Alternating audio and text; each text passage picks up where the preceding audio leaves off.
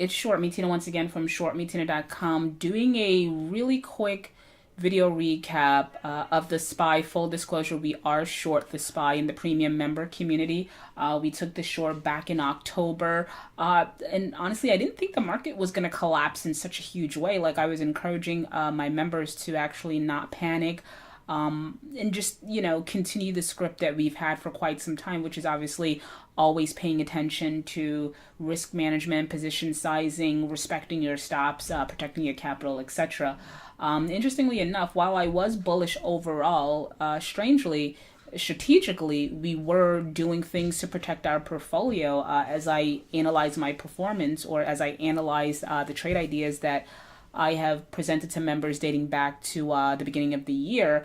Again, interestingly enough, we reduced our position size in a lot of trades. Generally speaking, my percentage allocation is usually about 5 to 10%. But since January, I've realized for the most part, most of our trade ideas, my suggested allocation size was 3 to 5%. And again, we were hedged in various ways, including being short the market. So while I was optimistic and still am, and bullish in nature, strategically, I'm glad that we placed some precautions there for us, because it has protected us in a great way. So for the SPY, again, 280 denotes resistance, 260 support. We broke down support most recently a few days ago, and we haven't even really had a rally, a sustainable rally. We closed at 247. We're up a little bit in after hours trading. I see 248 as a quote. The low of today was 244. So we've breached a couple of support levels, right? We breached this yearly support level of 260 very easily on volume without any kind of resistance. And again, secondary support for me came at around 250. I thought that would have held. Sure enough, it didn't. We're sitting here at 247.17. Again, the low is 244. It's really hard at this point for me to see a situation where we don't bounce again. We're up a bit in after hours. We're at 248. Nike reported, and the results were good. So I don't know, maybe that might be sort of like the catalyst we need to get us back on a positive trajectory.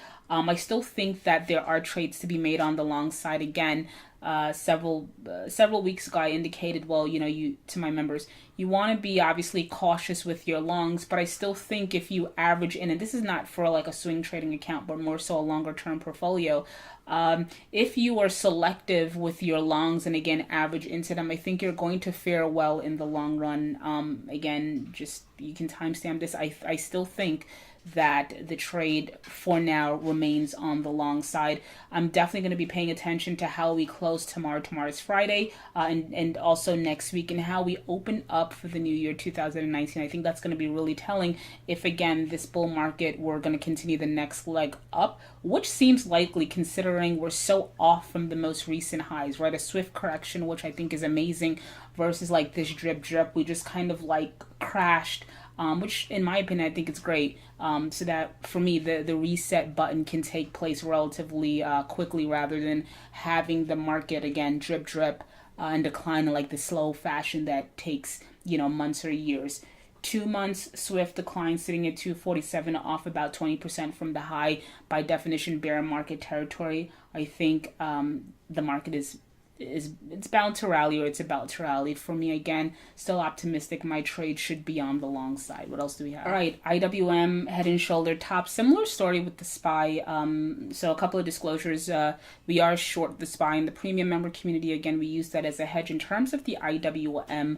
And I'll blog about this at some point. I think that in terms of buying the overall market, I think very boring and passive, but I think there is room for, certain ETFs in your longer term portfolio or percentage. I'm not saying the entire thing, but maybe 10, 15%. I definitely think that that's a smart strategy. Again, I'll talk or blog about that at a later date. So with that said, I have been encouraging members as well. I won't say encourage, that's a pretty strong word.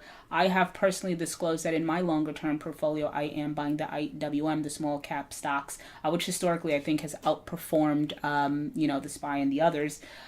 So I have been buying the IWM in increments, 5 to 10% sell-offs. Again, in my particular longer-term portfolio, in my teenage daughter's longer-term portfolio, etc. I think it's almost a win-win. There's no way you're not going to get out ahead if you dollar cost average into this particular ETF. But again, I'll blog about that later, and I'm sure it'll be the subjects of many debate. At any rate, head and shoulder top here, we broke that neckline of around 145, which was for me a major support level. Again, no real, how shall I say, no real defense, or, the bulls didn't really defend that territory that well. Again, for the last, I don't know, you can count it, but since dating back to around December 4th, the market has done nothing but sell off, right? Confirming volume, you can see the red bars. We haven't even seen, any green day really for the past few days, which is insane. But again, with the SPY, I'd rather the sell-off be swift versus that drip that takes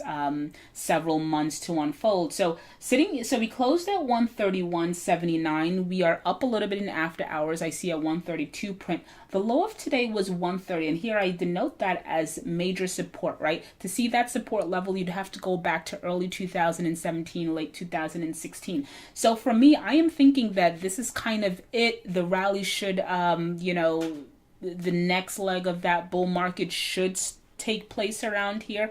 Obviously, time will tell. If I had to make a trade, I said it before, my trade will be on the long side. Just looking at the chart again, we've broken down major support levels. Now, I'm going to wait and see what happens at the ending of this week and the ending of the year and how we opened up 2019. Again, the markets are going to be here forever. There's no need to rush into any trades. If you see a setup that you're familiar with and you obviously play that setup, in my opinion, you should play that setup because that's what it's about. It's taking trades and obviously the aggregate over the long term. Your winners should,